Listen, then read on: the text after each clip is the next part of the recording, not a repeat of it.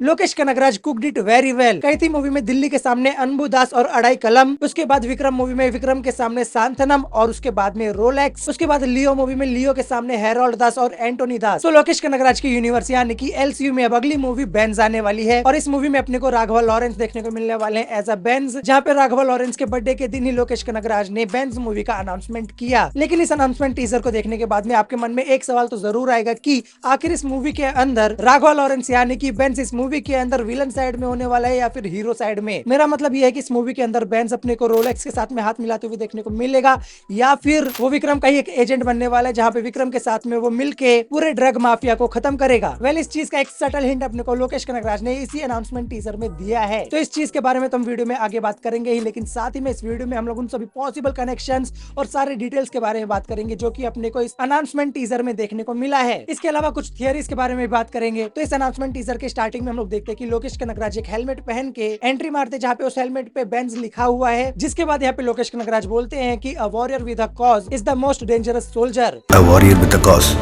is the most dangerous soldier. और ये same चीज अपने को बेंज मूवी के पोस्टर में भी लिखा हुआ देखने को मिला था। अब अगर आप देखोगे तो फिर ये वाली लाइन दिल्ली, विक्रम और लियो इन तीनों के साथ में काफी ज्यादा रिलेट करती है। जैसे कैथी मूवी में दिल्ली को अपनी बेटी से मिलना था इसलिए वो इतना कुछ करता है। उसके बाद विक्रम मूवी में विक्रम पहले से एक एजेंट था लेकिन उसका बेटा मारा जाता है और अब उसके पास सिर्फ उसका पोता है और उसे ड्रग फ्री सोसाइटी बनानी है इसलिए वो इतना कुछ कर रहा है। जिसके बाद लियो मूवी के अंदर बात उसकी फैमिली के ऊपर आ जाती है तो फिर उसको लड़ना पड़ता ही है। तो अगर इस हिसाब से सोचे तो फिर यहाँ पे माइट भी बेंज अपने को विक्रम के साइड में देखने को मिलेगा। और रही बात की बेंज आखिर विक्रम इन लोग से मिलेगा कैसे और इन लोगों के बीच में पहली बार कनेक्शन कैसे होगा, तो फिर लियो मूवी में हम लोग ने जिस तरह से देखा था कि लियो अपनी फैक्ट्री में आग लगा देता है जहाँ पे काफी सारा धतूरा और ड्रग्स था, जिसके बाद में विक्रम की नजर उस पर पड़ती है। बट आप ही सोचो कि अगर अपने को बेंज मूवी में भी ऐसे ही कुछ देखने को मिला तो फिर ये एक ही चीज अपने को रिपीटेटिव लगेगी, जहाँ पे बेंज एक ड्रग माफिया को पकड़ेगा और उसके बाद में विक्रम की नजर उस पर जाएगी। और आई डोंट थिंक सो कि लोकेश कनगराज अपने को ऐसा कुछ वापस से दिखाएंगे। हाँ, अगर कुछ अलग वे में दिखाते तो फिर बात अलग है। तो ये तो बात हो गई कि बेंज अपने को विक्रम के साथ में कैसे देखने को मिलेगा, लेकिन ये भी तो हो सकता है कि बेंज एक ग्रे शेड कैरेक्टर हो या फिर एक विलन ही हो। अगर हम लोग बात करें कि बेंज एक ग्रे शेड कैरेक्टर या फिर कहे तो एक विलन कैसे हो सकता है, इस अनाउंसमेंट टीजर में कुछ ऐसी भी चीज है जो कि ये इंडिकेट करती है कि माइट भी बेंज एक ग्रे शेड कैरेक्टर या फिर एक विलन भी हो सकता है।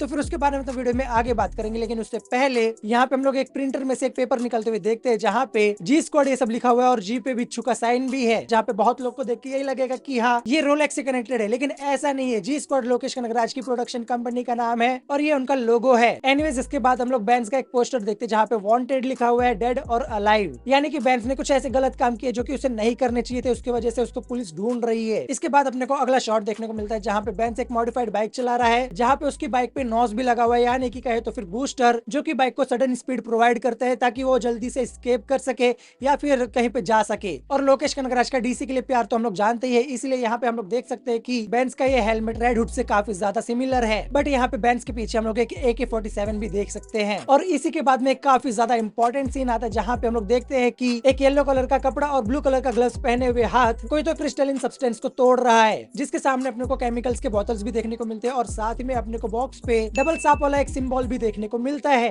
वेल, ये केमिकल्स की बोतल विक्रम मूवी में संथनम की लैब में इन बोतलों से काफी ज्यादा सिमिलर है जो कि ड्रग्स बनाने के काम में आते थे। और मे भी ऐसा हो सकता है कि आप लोगों को ये डबल सांप वाला सिंबल जो कि अपने को यहाँ पे और यहाँ पे देखने को मिला है, ये आपको संथनम की बैक पे बने टैटू के जैसा लगे, लेकिन ये दोनों अलग ही सिंबल है। यहाँ पे संथनम के बैक पे एक मेडिकल का सिंबल है जिसे कैडुसियस बोला जाता है, और क्योंकि एज अ प्रोफेशन संथनम एक डॉक्टर था इसीलिए वो अपने बैक पे ये कैडुसियस का टैटू बनवाता है। और अगर आप देखोगे तो फिर यहाँ पे इस दूसरे सिंबल में ये विंग्स मिसिंग है। बट द वे अगर हम लोग बात करें इस क्रिस्टलिन सब्सटेंस के बारे में तो फिर ये क्रिस्टल मिथ है, या फिर अगर हम लोग कहे तो फिर क्रिस्टल के फॉर्म में एक ड्रग्स और ऐसे कुछ कपड़े और ये सब चीज हम लोगों ने ब्रेकिंग बैड में भी देखी है। लेकिन याद करो विक्रम मूवी के अंदर संथनम की एंट्री वाला सीन और उसके बाद में उस शादी के बीच में उसके फाइट वाला सीन, जहाँ पे संथनम फाइट के शुरू होने से पहले ही कुछ ऐसे ही क्रिस्टलिन सब्सटेंस कंज्यूम करता है जिसकी वजह से उसको कुछ एक्स्ट्रा फिजिकल पावर्स मिल जाती है और उस टाइम पे उसको हराना काफी ज्यादा मुश्किल हो जाता है। तो जहाँ तक मुझे लगता है कि इस मूवी में भी अपने को कुछ ऐसा देखने को मिल सकता है, क्योंकि यहाँ पे भी अपने को कुछ वैसे ही केमिकल्स की बोतल भी देखने को मिलती है। और साथ ही में यहाँ पे जब कई सारे सीन्स एक साथ में आते हैं तो फिर यहाँ पे एक सीन में हम लोग ये नोटिस कर सकते हैं कि इस सीन में किसी की आंख की जो पपिल है या फिर कहे तो फिर उसकी आंख की पुतली है वो श्रिंक हो रही है। और ऐसा हम लोग ने पहले भी देखा है कि अगर किसी के पास में पावर आती है कुछ कंज्यूम करने के बाद में, तो फिर उसके आंखों में चेंजेस होते हैं। इसके अलावा इन सीन्स में हम लोग देख सकते हैं कि कोकेन की बोरिया जो है वो ट्रांसपोर्ट हो रही है किसी और कंट्री में शिप के जरिए, जहाँ पे मोस्ट प्रोबेबली ये चाइना, कोरिया या फिर जापान में हो रहा होगा, क्योंकि यहाँ पे हम लोग कुछ चाइनीज, जापानीज या फिर कोरियन लैंग्वेज में लिखा हुआ देख सकते हैं। जिसके बाद में अपने को राघवा लॉरेंस का लुक देखने को मिलता है, जहाँ पे उनके छोटे बाल होने वाले और उनका ऑल्टर ईगो एक शेफ होने वाला है। मेरा मतलब ये है कि वैसे तो रात को वो बेंज रहेंगे और दिन में वो एक शेफ रहेंगे। और यहाँ पे सबसे पहले जो चीज नोटिस होती है वो है यहाँ पे ये बुचर नाइफ, और सेम टू सेम ऐसा ही बुचर नाइफ अपने को पहले तो कई थी मूवी में देखने को मिलता है, जहाँ पे ये अनबु दास के हाथ में देखने को मिलता है, और वहीं पे विक्रम मूवी में ये अपने को रोलेक्स के हाथों में देखने को मिलता है। इसके अलावा यहाँ पे राघवा लॉरेंस यानी कि बेंज ऑलमोस्ट उसी तरीके से ये बुचर नाइफ फेंकता है जिस तरीके से यहाँ पे रोलेक्स ये बुचर नाइफ फेंकता है। तो ये चीज तो यहाँ पे रोलेक्स के साथ में तो काफी ज्यादा मिलती जुलती है ही, लेकिन साथ ही में यहाँ पे इस अनाउंसमेंट टीजर के एंड में लोकेश कनगराज कुछ ऐसा बोलते हैं जिससे काफी हद तक ऐसा लगता है कि यहाँ पे बेंज रोलेक्स से एसोसिएट होने वाला है। वेल यहाँ पे लोकेश कनगराज बोलते हैं न्यू वर्ल्ड न्यू रूल्स, ये तो ठीक है, लेकिन इसके बाद में लोकेश कनगराज तमिल में एक चीज बोलते हैं जो कि मोस्ट ऑफ तमिल लैंग्वेज समझने वाले लोगों को ही समझ में आएगा। यहाँ पे लोकेश कनगराज तमिल में बोलते हैं कि तिरमपुम अरम पिकलमा। अब आई नो कि मेरी प्रोनाउंसिएशन इतनी प्रॉपर नहीं होगी, तो इसके लिए मुझे माफ करना, बाकी आप उनके ही मुंह से सुन लो। तो जिनको नहीं पता इसका मतलब क्या है, तो फिर इसका मतलब ये है कि चलिए वापस से शुरू करते हैं। तो अगर आपने विक्रम मूवी भी तमिल में देखी तो फिर आपको ये चीज थोड़ी बहुत सुनी सुनी लगेगी, क्योंकि विक्रम मूवी में रोलेक्स भी कुछ ऐसा ही डायलॉग मारता है जहाँ पे वो बोलता है कि वो अपना ये धंधा वापस से शुरू करेगा फ्रॉम द स्क्रैच